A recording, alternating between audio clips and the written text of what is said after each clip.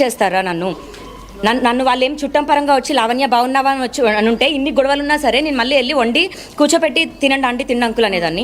15 మంది గుండాలతో వచ్చారు, ఒక 5 బయటే ఉన్నారు, 10 మంది మాత్రం లోపల చూపించండి. మొత్తం మెయిన్ డోర్ దగ్గర నుంచి ఇక్కడ కెమెరాస్ అన్ని పగలగొట్టేశారు. ఓకే, మొత్తం ఇవన్నీ మీరు పగలగొట్టారా లేకపోతే వాళ్ళు పగలగొట్టారా? ఎవరైతే వచ్చారో వాళ్ళు పగలగొట్టారు, నేను కాదు. మేము ఏది టచ్ కూడా చేయలేదు. అన్ని వీడియోస్ కూడా తీశారు, ఆ వీడియోస్ అన్ని కూడా బయటికి రావాలి. ఏవేవి పగలగొట్టారు? ఇప్పుడు బ్యాట్ తో మా తమ్ముడిని వాళ్ళే పగలగొట్టారు, మా తమ్ముడిని కొట్టారు. వెళ్ళి తలుపేసుకున్నాడంట, అది చూపించారు. ఈ పూల కొన్ని ఇదంతా నాక్స్ ఇవంతా డోర్స్ పగలగొట్టారా? Okay, right. ఎందుకు ఇంత అకస్మాత్తుగా వాళ్ళు రావడానికి కారణం ఏంటి ప్రధానంగా? వాళ్ళకే తెలియాలండి, వాళ్ళకే తెలియాలి. అంటే ఎందుకు మిమ్మల్ని ఇంట్లో నుంచి వెళ్ళగొడదామని ప్రయత్నిస్తున్నారా లేకపోతే ఏంటి? కేవలం ఇంట్లో నుంచి బయటికి పంపించడానికి మాత్రం. అంటే ఎందుకు అంటే పంపించాలని ఏంటి? ఇప్పుడు రాస్తారు, మీకు ఆల్రెడీ కోర్టులో కేసు నడుస్తుంది కాబట్టి ఏమంటారు వాళ్ళ తల్లిదండ్రులు? ఏమంటున్నారు ప్రస్తుతం? వాళ్ళు ఏమంటున్నారంటే కేసు కోర్టులో ఉందండి. 11 సంవత్సరాలు అతను సహజీవనం చేశాడు అని అయితే ఛార్జ్ షీట్లో మెన్షన్ చేశారు. దాని తర్వాత ఏంటి అన్నది కోర్టు కూడా తీర్పు ఇవ్వలేదు. తీర్పు ఇవ్వక ముందు ఇలాంటి దౌర్జన్యం ఎందుకు చేయాలి? పోనీ రాజుకే రావాలనుందా, వాళ్ళ పేరెంట్స్ని పంపించాలనుందా, ఫోన్ చేసి చెప్పేది ఉండే.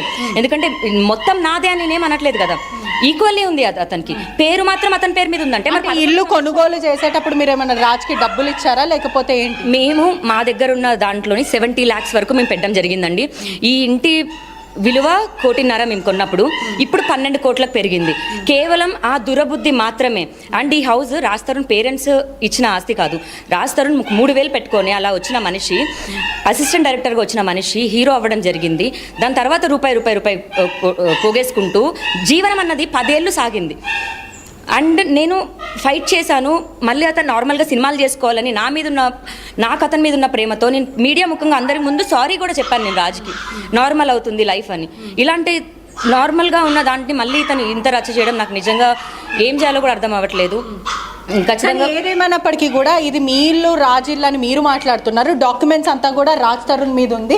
ఏదేమైనప్పటికీ కూడా వాళ్ళ తల్లిదండ్రులకు మాత్రం హక్కు ఉంటుంది, ఇంట్లోకి రావడానికి హక్కు ఉంటుంది. మీరు ఎందుకు ఆపుతున్నారు? ఎందుకు వాళ్ళ సామాన్ అంతా బయట పాడేసి మెడబట్టుకొని ఎందుకు తోసేసారు? అసలు టచ్ కూడా చేయలేదండి. Everything was recording. వాళ్ళు ఎవరైతే ఫోన్లో వచ్చారో వాళ్ళందరూ ఫోన్లో రికార్డ్ చేశారు. మొలెస్ట్ నన్ను చేశారు. నేను రూమ్లో ఉన్నప్పుడు నన్ను ఇక్కడి నుంచి మొత్తం లాక్కుంటూ వెళ్ళారు. నేను ఫీమేల్లో, నేను ఆడదన్న ఏంటి, ఒక ఆడవాళ్ళు నా బ్రెస్ట్ అంతా వచ్చేసి చాలా మొలెస్ట్ చేశారు. ఎవరెవరు వచ్చారు అసలు? గుండాలు అంటే మహిళలు వచ్చారా లేకపోతే వాళ్ళు? 8 మంది ఆడవాళ్ళు అండ్ ఒక 2 మగవాళ్ళు వచ్చారు. ఇంకొక 5 మంది ఏమో బయట ఉన్నారు. లోపలికైతే 10 మంది వరకు వచ్చారు. ఆడవాళ్ళు వచ్చారు. ఏమన్నారు మీతో? ఏం మాట్లాడారు? వాళ్ళ సంభాషణ ఏంటి? రావడమే అటాక్ చేసేసి ముసలోళ్ళు, నడవడానికి రాని ముసలోళ్ళు రాజ్ తరుణ్తో నువ్వు ఇది చేసావు, నువ్వు అది చేసావు అనుకుంటూ వచ్చి తలుపులు పగలగొట్టేసి వాళ్ళే పగలగొట్టారు. ఇక్కడ నుంచి మొత్తం ఈడ్చుకుంటూ వెళ్ళారు. సీసీటీవీది పగలగొట్టేశారు. అంటే ఫుటేజ్ అంతా కూడా డిస్మాంటిల్ చేశారా అనుకుంటా. బట్ ఎదురుంటి సీసీటీవీ వాళ్ళ దగ్గర కూడా రికార్డ్ అయింది. మేము విజువల్స్ తీస్తున్నాం. ప్రస్తుతం ఇప్పుడు మీ డిమాండ్స్ ఏంటి? వాళ్ళు చూపుగా వచ్చి రాజ్ తరుణ్ వాళ్ళ మమ్మీ డాడీ వస్తున్నారు అని వచ్చి ఉంటే నేను వెల్కమ్ చేసేదాన్ని. అలా అంతా కూడా మీరే చేశారు అంటూ రాజ్ తరుణ్ వాళ్ళు చెప్తున్నారు. మాకు ఎటువంటి సంబంధం లేదంటూ వాళ్ళ కుటుంబ సభ్యులు చెప్తున్నారు. ఎవ్రీథింగ్ వాజ్ రికార్డెడ్ అండి, ఎవ్రీథింగ్ వాజ్ రికార్డెడ్. వాళ్ళు 10 మందిని తీసుకొని వచ్చారు. నేను ప్రూవ్ చేస్తాను. అది ఇంట్లో కూడా ఖచ్చితంగా డ్రగ్స్ ఉన్నాయి. మాకు అనేక అనుమానాలు వ్యక్తం అవుతున్నాయి. ఇప్పటికీ లావణ్య డ్రగ్స్ సేవిస్తుంది, ఇంట్లో కూడా డ్రగ్స్ ఉన్నాయని చెప్తున్నారు. నిందలు భరిస్తూ ఇదే వచ్చాను. మీ ఛానల్ ఇప్పుడే నన్ను తీసుకొని వెళ్ళండి, డ్రగ్ టెస్ట్ చేయించండి. పాజిటివ్ వస్తే ఇల్లు కాదు కదా, నా ప్రాణాలని వదిలేస్తాను. ఫైనల్ ఏం చెప్తారంటే ఇంత ఇక్కడ వరకు కూడా రూమ్లో బెడ్రూమ్ వరకు కూడా వాళ్ళు వచ్చారా? ఎంతమంది? పూర్తిగా ఓకే పూర్తిగా కూడా మొత్తం ఇదంతా కూడా విరిగిపోయిన పరిస్థితి అయితే కనిపిస్తుంది. ఒకవైపు రాజ్ తరుణ్ లావణ్య ఉన్న ఇల్లంతా కూడా ఇదే. మొత్తం మీద కూడా ఇంటికి వచ్చి ధ్వంసం చేస్తారు. అక్కడ ఏసీకి సంబంధించిన సీసీటీవీ ఫుటేజ్కి సంబంధించిన విజువల్స్ అన్ని కూడా డిస్మాంటిల్ చేస్తారంటూ లావణ్య అయితే చెప్పుకుంటా వస్తుంది. అయితే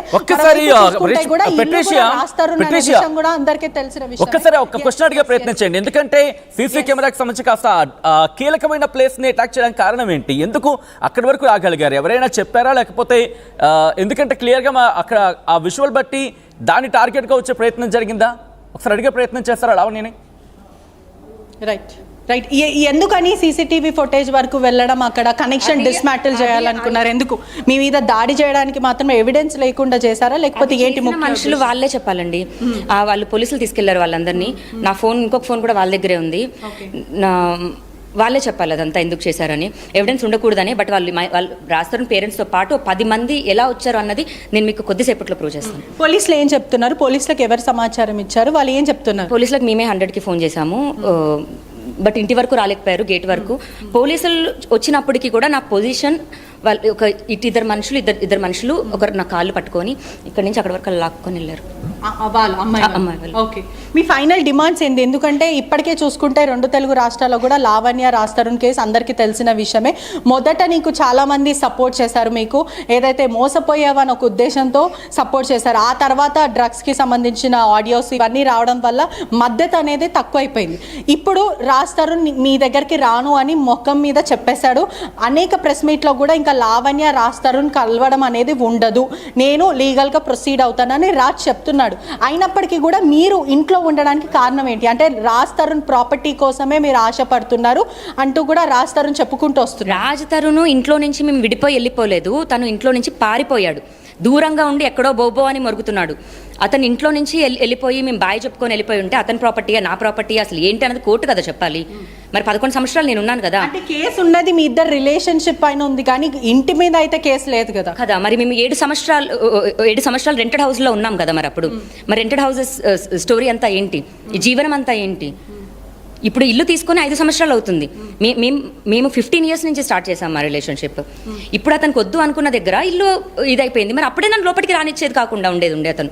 నేను ఇంట్లో ఉన్నప్పుడు ఎందుకు వెళ్ళిపోయాడు? ఎవరేం ప్రాపర్టీ కోసం ఎవరూ లేరు. మీరు డ్రగ్స్ సేవిస్తున్నారు, మద్యం సేవిస్తున్నారు. మీతో ఉండడం వల్ల అతను ఎక్కడ దొరికిపోతాడా, లేకపోతే అతని మీద నిందలు ఎక్కడ పడతాయి అంటూ రాజ్-తరుణ్ అనేక సార్లు భయప్రాంతులకు గురి చేసావు. మరోవైపు కూడా మీడియాకు వెళ్తానని అనేక సార్లు రాజ్ని ఒకవైపు బెదిరింపులకి గురి చేస్తామంటూ రాజ్ చెప్పుకుంటూ వచ్చారు. అంటే మీకు భయపడి మాత్రమే రాజ్-తరుణ్ ఇంట్లో నుంచి వెళ్ళిపోయాడు. మీరు డ్రగ్స్ సేవిస్తున్నారు, మీతో పాటు పలువురు ఫ్రెండ్స్ కూడా ఈ ఇంట్లో డ్రగ్స్ సేవించడము, పార్టీస్ రేవ్ పార్టీ లాగా కండక్ట్ చేయడం ఇవన్నీ కూడా జరిగాయి అంటూ కూడా రాజ్-తరుణ్ చెప్పుకుంటూ వస్తున్నాడు.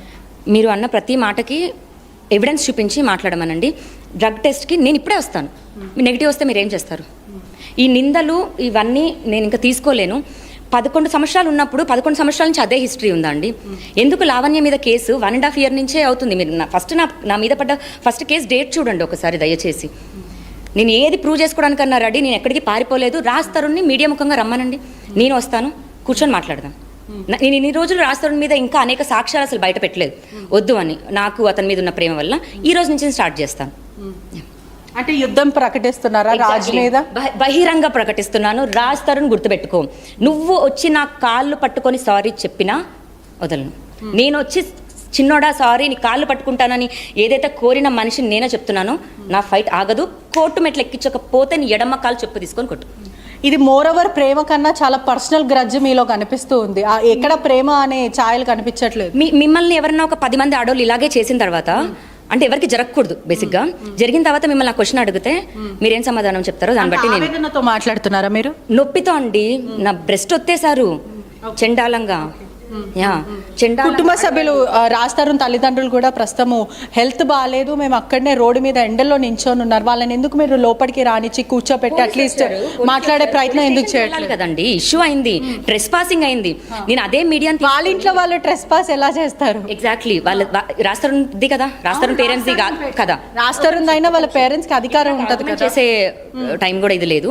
రాజ్-తరుణ్ పేరెంట్స్ గా వాళ్ళు ఏమి ఉండట్లేదు కదా. నేను రాజ్-తరుణ్ లివింగ్ టుగెదర్ ఉన్నాము, పెళ్లి చేసుకున్నాము, మేమిద్దరం ఉన్నాం. వాళ్ళు ఇప్పుడు వచ్చి ఆడుతున్న డ్రామా అంతా డ్రామానే. ఓకే, నేను మొదటి నుంచి కూడా రాజ్-తరుణ్ నేను పెళ్లి చేసుకున్నాను అని చెప్పుకుంటూ వచ్చారు, కానీ మీ దగ్గర ఇప్పటి వరకు ఒక్క ఆధారం లేదు. కోర్టుకి సబ్మిట్ చేస్తున్నామండి, కోర్టులో ఉంది. చేస్తున్నానని మీరు చెప్తున్నారు, కానీ ఏది ఉంది మీ దగ్గర? ఆధారాలు ఉన్నాయి, కోర్టులోనే ఉన్నాయి. మేము ఇంకా కేసు కూడా ఆగిపోయింది. ఇప్పుడు లావణ్య తప్పు చెప్పిందని చెప్పిందా కోర్టు? మీరు కేవలం డబ్బు కోసమే ఇదంతా చేస్తున్నారు, డబ్బు అహంకారం, డబ్బు దుర్బుద్ధితోనే మీరు అంతా చేస్తున్నారు. ఇప్పటికీ కూడా రాజ్-తరుణ్ కుటుంబ సభ్యులు లోపలికి వచ్చి మమ్మల్ని ఇంట్లోకి రాని అంటే కూడా మీరు రానిచ్చకపోవడం, వాళ్ళని అలానే కూర్చోబెట్టడం, ఇదంతా చేస్తున్నారు. అదే కాకుండా మస్తాన్ సాయి